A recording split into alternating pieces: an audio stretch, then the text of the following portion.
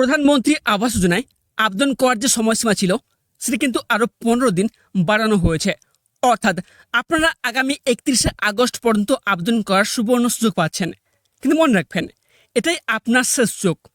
আপনি যদি আবাস যোজনায় আবেদন করতে গিয়ে দেখেন আপনার জব কার্ড বাতিল বা ডিলিট হয়ে গেছে অথবা ইনভ্যালিড বা নট ভেরিফাইড দেখাচ্ছে, তবে এখন সতর্ক হন।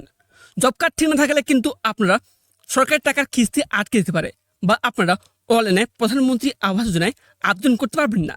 তাই আজকের একটি ভিডিওতে আমি আপনাদের দেখাবো একদম নতুন নিয়মে খুব সহজে কীভাবে নতুন জব কার্ড তৈরি করবেন। Step by step form fill up থেকে শুরু করে জমা দেওয়ার সঠিক পদ্ধতি, পুরো তথ্য জলের মতো সহজ করে বুঝিয়ে দেবো। কোন তথ্য যাতে মিস না হয় তাই ভিডিওটি একটু স্কিপ না করে প্রথম থেকে শেষ পর্যন্ত দেখতে থাকুন। এবং তাতে আপনারা যদি আমাদের চ্যানেলের প্রথমবার হয়ে থাকেন, চ্যানেলটিকে সাবস্ক্রাইব করে পাশ থেকে বেল আইকনটি অন করে রাখুন। এই মুহূর্তে আপনারা দেখতে পাচ্ছেন এটা হচ্ছে নতুন জব কার্ডের জন্য আবেদনপত্র। তবে এটা কিন্তু একটি ফর্ম নয়, এটা হচ্ছে মোট 3টি ফর্ম, ঠিক আছে? তো প্রশ্ন হচ্ছে এই ফর্মটি আপনি পাবেন কোথায়?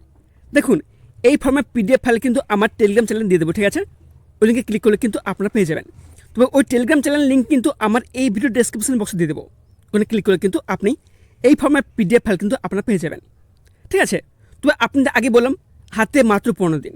এই 15 দিনের মধ্যে যদি আপনি নতুন জব কার্ড তৈরি করতে পারেন তাহলে কিন্তু আপনি প্রধানমন্ত্রী আবাস যোজনায় আবেদন করতে পারবেন। এটাই হচ্ছে আপনাদের শেষ সুযোগ, ঠিক আছে? তবে এবার আপনাদের বলে রাখে, এই ফর্মটি যখন আপনি হাতে পাবেন তখন এটা আপনার ফর্ম ফিল আপ করবেন কী করে। দেখুন, যখন আপনি ফর্মটি হাতে পাবেন তখন দেখবেন এখানে লেখা রয়েছে জনকল্যাণ শিবির জব কার্ডের জন্য আবেদনপত্র। এখানে দেখবেন কী লেখা রয়েছে সমষ্টি উন্নয়ন আধিকারিক। এখানে দেখবেন একটি ফাঁকা জায়গা রয়েছে। এখানটায় আপনার যে ব্লক রয়েছে সেই ব্লকের নাম কিন্তু এখানে দেবেন, ঠিক আছে? তারপর দেখবেন এখানটায় বিষয় লেখা রয়েছে জব কার্ডের জন্য আবেদনপত্র। তারপর দেখবেন নেক্সট এখানে কী লেখা রয়েছে যে মহাশয়, ঠিক আছে?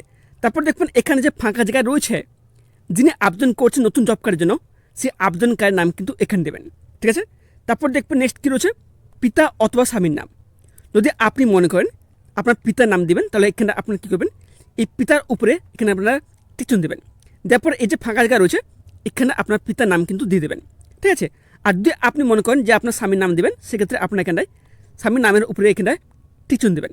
তারপর যে এখানে ফাঁকা জায়গা রয়েছে এখানে আপনার স্বামীর নাম দিয়ে দেবেন, ঠিক আছে? তারপর দেখবেন নেক্সট এখানে ফাঁকা জায়গা রয়েছে এখানটা আপনার গ্রাম পঞ্চায়েতের নাম কিন্তু এখানে দেবেন, ঠিক আছে?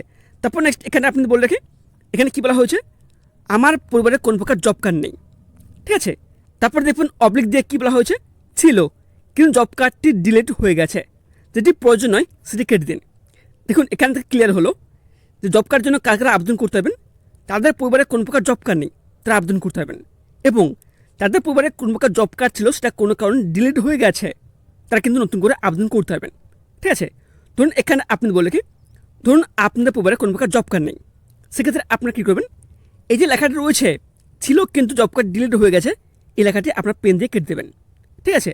এবার আপনি বলে কি যাদের জব কার্ড ছিল ডিলিট হয়ে গেছে তারা কী করবেন এই যে লেখাটি রয়েছে আমার পরিবারের কোনো জব কার্ড নেই এই লেখাটি আপনার পেন দিয়ে কেটে দেবেন। কেননা এখানে দেখবেন ক্লিয়ারলি বলা হয়েছে যেটি প্রয়োজন নয় সেটি কেটে দিন, ঠিক আছে? তারপর দেখবেন নেক্সট এখানে কী বলা হয়েছে আমি অথবা আমরা MGNREG আইন 2005 অনুযায়ী মহাত্মা গান্ধী জাতীয় গ্রামীণ কর্মনিশ্চয়তা প্রকল্পে দক্ষ অথবা অর্ধদক্ষ বা অধ্যক্ষ শ্রমিক হিসেবে কাজের জন্য আবেদন করতে চাই। তারপর দেখবেন নেক্সট কী বলা হয়েছে অনুগ্রহপূর্বক আমার বা আমাদের আবেদনটি গ্রহণ করুন। আমার পরিবারে সকল তথ্য এই আবেদনের সাথে যুক্ত করা হলো। তারপর দেখবেন তার ঠিক নিচে এখানে বলা হয়েছে যে আবেদনকারীর স্বাক্ষর, যিনি আবেদন করছেন তাকে কিন্তু এখানটায় সিগনেচার কিন্তু করতে হবে। আর উনি যদি সিগনেচার করতে না পারেন সেক্ষেত্রে আপনারা এখানটায় টিপসও দেবেন, বুঝতে পারলাম? তারপর দেখবেন নেক্সট এখানে কী বলা হয়েছে পুরো নাম, এই যে ফাঁকা জায়গা রয়েছে আবেদনকারীর পুরো নাম কিন্তু এখানে লিখবেন। তারপর নেক্সট কী রয়েছে মোবাইল নাম্বার, ওনার যে 10 ডিজিট মোবাইল নাম্বার রয়েছে আধার কার্ডের সাথে যে মোবাইল নাম্বার লিঙ্ক রয়েছে আপনারা সবসময় চেষ্টা করবেন ওই নাম্বারটা কিন্তু এখানে আপনি দেবার, ঠিক আছে? তারপর দেখবেন নেক্সট অপশান এখানে কী রয়েছে তারিখ, এখানে আপনার কোন তারিখটি দেবেন যেদিন আপনি এই 3টি ফর্ম ফিল আপ করে জমা দেবেন ওই দিনকার তারিখ কিন্তু এখানে আপনি দেবেন। তারপর আসি সেকেন্ড ফর্মে, এখানে দেখবেন কী বলা হয়েছে পারিবারিক তথ্য সংগ্রহের ফর্ম। এখানে কিন্তু আপনাদের পরিবারে সমস্ত তথ্য কিন্তু দিতে হবে, ঠিক আছে? এখানে দেখবেন ফার্স্ট অপশান কী রয়েছে আবেদনকারীর নাম, যিনি আবেদন করছেন তার নাম কিন্তু এখানে আপনারা লিখে দেবেন, ঠিক আছে? তারপর দেখবেন নেক্সট এখানে কী রয়েছে পিতা বা স্বামীর নাম, আবেদনকারীর পিতা বা স্বামীর নাম কিন্তু এখানে আপনারা দিয়ে দেবেন। ঠিক আছে, নেক্সট কী রয়েছে এখানটায়, পরিবারের প্রধান সদস্যের নাম, যিনি আবেদনকারী রয়েছেন তার পরিবারের যিনি প্রধান সদস্য রয়েছেন তার নাম কিন্তু এখানে আপনারা লিখে দেবেন। বুঝতে পারলাম।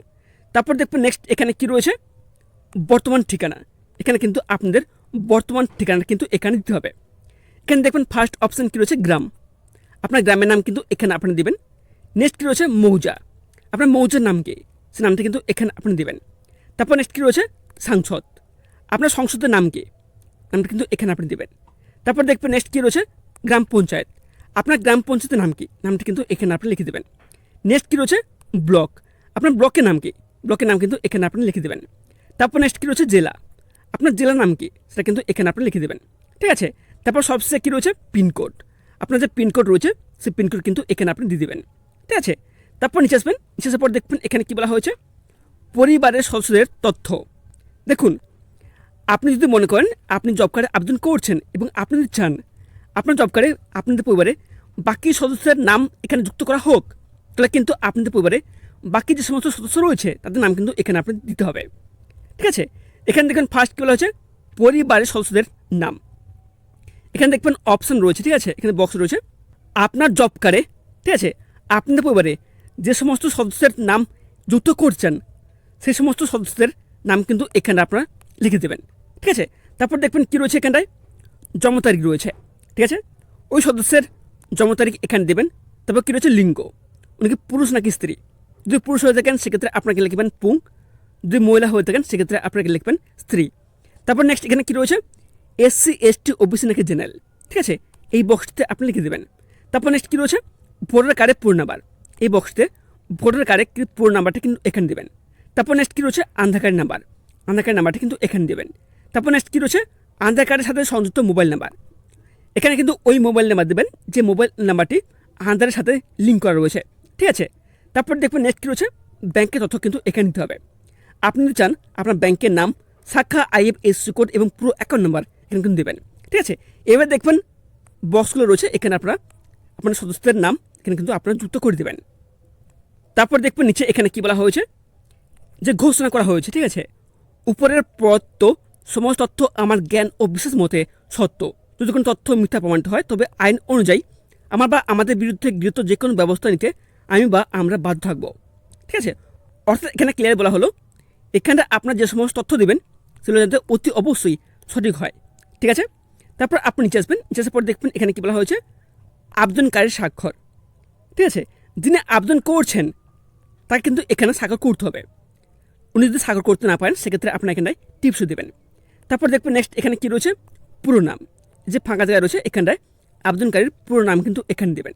ঠিক আছে, তারপর আপনি নিচে আসবেন। নিচে আসার পর দেখবেন এখানে কী বলা হয়েছে, রিসিপ্ট। এখানে কিন্তু আপনার কোনো কিছু করবেন না। ঠিক আছে, এখানে দেখবেন যে ফাঁকা জায়গা রয়েছে এখানটা আপনার নাম লেখা থাকবে। এখানে রয়েছে কি, সিলমোহর কর্মচারী স্বাক্ষর। এটা কিন্তু আপনার কোনো কিছু করবেন না, এটা কিন্তু কেটে আপনাকে দিতে হবে। তারপর আসি 3 নম্বর ফর্মে। আপনার নিচে আসবেন। নিচে আসার পর দেখবেন এখানে কী বলা হয়েছে, আধার সংক্রান্ত সম্মতিপত্র। এখানে দেখবেন ফার্স্ট কী রয়েছে, আমি। এই যে ফাঁকা জায়গায় রয়েছে এখানটায় যিনি আবেদনকারী রয়েছেন তার নাম কিন্তু এখানে লিখবেন। ঠিক আছে, তারপর দেখবেন এখানে কী লেখা রয়েছে, আমার জব কার্ড নাম্বার। এই যে ফাঁকা জায়গা রয়েছে এখানে কার জব কার্ড দেবেন, যাদের পরিবারে কোনো প্রকার জব কার্ড নেই, নতুন জব কার্ড জন্য আবেদন করছেন তারা কিন্তু এখানটা আপনার কোনো কিছু দেবেন না, ফাঁকা রাখবেন। আর যাদের জব কার্ড ছিল ডিলিট হয়ে গেছে তাদের যে ডিলিট হওয়া জব কার্ড নাম্বারটি কিন্তু আপনার এখানটায় এখানে দিয়ে দেবেন। ঠিক আছে, তারপর দেখবেন নেক্সট এখানে কী বলা হয়েছে, এবং আধার নাম্বার। এই যে ফাঁকা জায়গা রয়েছে এখানে আপনার আধার নাম্বার কিন্তু দিয়ে দেবেন। ঠিক আছে, তারপর দেখবেন নেক্সট এখানে কী বলা হয়েছে, এত দ্বারা মহাত্মা গান্ধী জাতীয় গ্রামীণ কর্মসংস্থান নিশ্চয়তা প্রকল্পের অধীনে আমার পরিচয় প্রতিষ্ঠা ও প্রমাণীকরণের উদ্দেশ্যে আমার আধার নাম্বার ব্যবহারের জন্য প্রকল্প বা বাস্তবায়নকারী দপ্তরকে সম্মতি প্রদান করছে। ঠিক আছে, তারপর আপনি নিচে আসবেন। নিচে আসার পর দেখবেন এখানে বলা হয়েছে স্বাক্ষর বা টিপসই। এখানটায় যিনি আবেদন করছেন ওনাকে কিন্তু সিগনেচার করতে হবে। ঠিক আছে, আর উনি যদি স্বাক্ষর বা সিগনেচার করতে না পারেন সেক্ষেত্রে আপনারা কিন্তু এখানে টিপসও দেবেন। বুঝতে পারলাম। তারপর দেখবেন নেক্সট কী রয়েছে, নেম। এই যে ফাঁকা জায়গা রয়েছে এখানে কিন্তু আবেদনকারীর ফুল নাম কিন্তু এখানে লিখবেন। তারপর দেখবেন নেক্সট অপশান কী রয়েছে, তারিখ। যেদিন ফর্ম ফিল আপ করে জমা দেবেন ওই দিনকে তারিখ কিন্তু এখানে আপনি দেবেন। ঠিক আছে, তবে এবার আপনাদের বলে রাখি এই 3টি ফর্মের সাথে আপনার কোন কোন ডকুমেন্টস অ্যাটাচ করে জমা দেবেন। আপনার ফার্স্ট কী করবেন, প্রথম ফর্মে চলে আসবেন। প্রথম ফর্মে আসার পর নিচে দেখবেন এখানে বলা হয়েছে যে কী কী ডকুমেন্টস লাগবে। ঠিক আছে, এখানে দেখবেন ফার্স্ট কী বলা হয়েছে, ভোটার কার্ড। আপনার যে ভোটার কার্ড রয়েছে সেই ভোটার কার্ডের জেরক্স কপি কিন্তু লাগবে। সেকেন্ড কী রয়েছে, আধার কার্ডের জেরক্স কপি কিন্তু লাগবে। 3 নম্বর কী রয়েছে, ব্যাংক পাসবইয়ের প্রথম পাতার জেরক্স কপি লাগবে। ঠিক আছে, 4 নম্বর কী রয়েছে, জাতীয় শংসাপত্র, অর্থাৎ আপনার কাস্টকে যদি SC ST OBC হয়ে থাকে সেক্ষেত্রে আপনার যে কাস্ট সার্টিফিকেট রয়েছে তার জেরক্স কপি কিন্তু দিতে হবে। আর যদি আপনি জেনারেল হয়ে থাকে সেক্ষেত্রে আপনার কোনো কিছু দিতে হবে না। ঠিক আছে, তবে এছাড়াও এগুলো বাদেও কিন্তু আপনাদের সাথে কিন্তু 3 থেকে 4 কপি পাসপোর্ট সাইজের ফটোকপি কিন্তু নিয়ে যাবেন। ঠিক আছে, লাগলেও লাগতে পারে। এবং এর সাথে এখানকার সেকেন্ড ফর্মে আপনাদের পরিবারে যে সমস্ত সদস্যের তথ্য এখানে দেবেন ওই সমস্ত সদস্যের একই ডকুমেন্টস কিন্তু আপনাদের জেরক্স কপি কিন্তু সেলফ অ্যাটেস্ট করে কিন্তু জমা দিতে হবে। তবে এছাড়াও আপনাদের একটা কথা মনে করে দিই, প্রতিটি জেরক্স কপি নিচে আপনাদের কিন্তু অতি অবশ্যই সেলফ অ্যাটেস্টেড কিন্তু করতে হবে। আর যদি আপনি সেলফ অ্যাটেস্টেড করতে না পারেন সেক্ষেত্রে আপনারা কিন্তু টিপসই দিয়ে দেবেন। ঠিক আছে, তবে এই ফর্মগুলো আপনার কোথায় জমা দেবেন, আপনার নিকটবর্তী যে বিডিও অফিস রয়েছে, ঠিক আছে, ওই বিডিও অফিসে কিন্তু আপনারা এই ফর্মটি জমা দিয়ে আসবেন। বা আপনার যে পঞ্চায়েত রয়েছে পঞ্চায়েতের সাথে যোগাযোগ করবেন, যোগাযোগ করে ওখানে কিন্তু আপনারা এই ফর্ম ফিল আপ করে জমা দিয়ে আসবেন। প্রধানমন্ত্রী আবাস যোজনা এবং নতুন জব কার্ড সংক্রান্ত আজকের গুরুত্বপূর্ণ আপডেট ও আবেদন প্রক্রিয়াটি যদি আপনাদের একটু উপকারে এসে থাকে তো ভিডিওটিতে এক লাইক করবেন। আপনার একটি শেয়ার আপনার বন্ধু বা পরিজনের পাকাবাড়ি স্বপ্ন তৈরি করতে সাহায্য করতে পারে, তাই ভিডিওটি সবার সাথে প্রচুর পরিমাণে শেয়ার করবেন। আর এরকমই সরকারি স্কিম আবাস যোজনা রাজ্য বা কেন্দ্রের সমস্ত জরুরি আপডেট সবার আগে পেতে আমাদের চ্যানেলটিকে সাবস্ক্রাইব করে পাশ থেকে বেল আইকনটি অন করে রাখুন। আর কোনো প্রকার প্রশ্ন বা মতামত থাকলে নিজে কমেন্ট বক্সে অবশ্যই জানান। দেখা হচ্ছে পরবর্তী ভিডিওটিতে, ততক্ষণ সবাই ভালো থাকবেন, সুস্থ থাকবেন। ধন্যবাদ।